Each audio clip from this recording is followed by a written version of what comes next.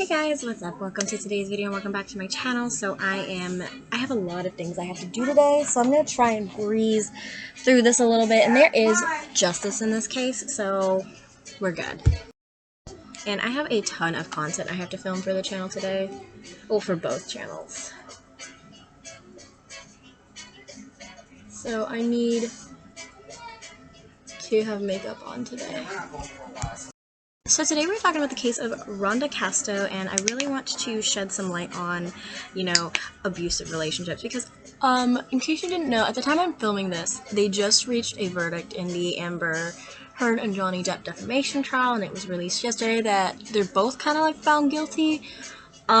They both defamed each other, which I do think that they did. So I think that justice was served because I think that they both purposefully defamed each other. But I think Amber Heard did it a lot worse and a lot more malicious, and Johnny Depp only did it as a comeback because she had destroyed his career.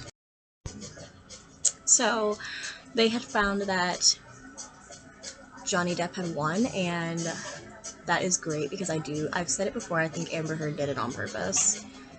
I honestly think she married him just to destroy his career. Like, I really do. Amber Heard is not a domestic violence survivor, and that is something that I think in this case, like, Johnny winning this case just, in my mind, tells me that the court has said to her, you are not a domestic violence survivor, and shut the hell up, pretty much. As a domestic violence survivor, I don't want her talking for me. At all. Like, you're a horrible person. You lied about it and you abused him. Screw you. You should go to jail. She should go to jail. And that is my firm belief. And I don't care what anybody says about it. That's my belief.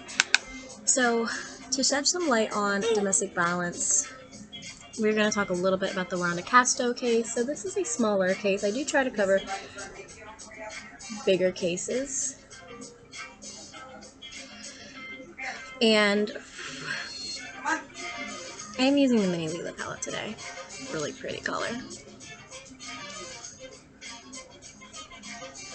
Here's my bugs. Here you go. Keep going. So, Ronda Casto had met Stephen Nichols when her mom had answered one of his ads. Like, he had like a 3-bedroom condo and he was listing, the room to rent one room. And Ronda's mom had actually answered it, and she thought Stephen was nice and would be a good fit for her daughter, so she decided to introduce Stephen to Ronda. And the thing about this whole situation, like this whole case, is that Stephen was a lot older than Ronda. So the thing about their relation is that Stephen was in his 30s and Ronda was in her 20s. So, I really hope you guys can hear that. I'm going to take the kids to the park today. I have so much I have to get done today. I have so much content I have to film today. I mean, they did have, like, I don't know if it was physically abusive, but it was definitely mentally abusive. I mean, Ronda's family actually said that Stephen had pushed her down the stairs once and left bruises on her back, which, that is abusive. They had a daughter together named Annie. And Ronda was only 23. I'm 24. It's just crazy. So they were gonna go on this hiking trail, and Ronda had actually told her family that he was either going to propose to her or kill her. And I'm sure you can kind of guess. She died on this trail. And Stephen's story was just weird from the get-go. He had said that Ronda had tripped and fell. He said she was high on weed and she had tripped and fallen and off the trail, which just in its own right, if she's you think she's high on weed, why didn't you just go and help her and really keep a closer eye on her? I don't know. His whole story was always just weird from the start. He said that he had spent an hour hiking down to her. But anyways, he said he spent an hour hiking down to her. He found her, and Jackson, not you too.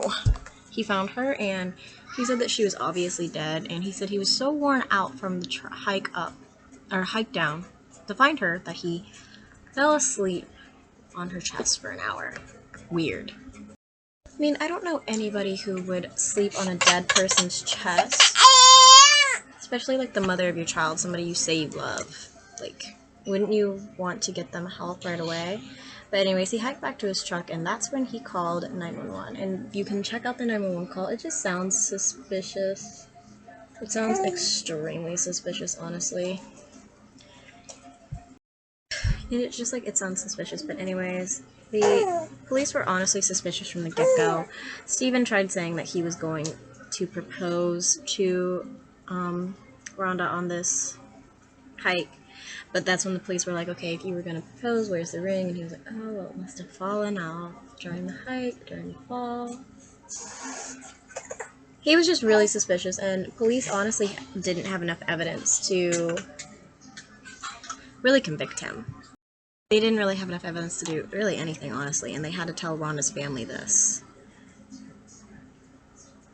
So, Steven got custody of Annie and ended up taking her to China. He said he needed a fresh start, but he had made the decision to not let Ronda's family see Annie.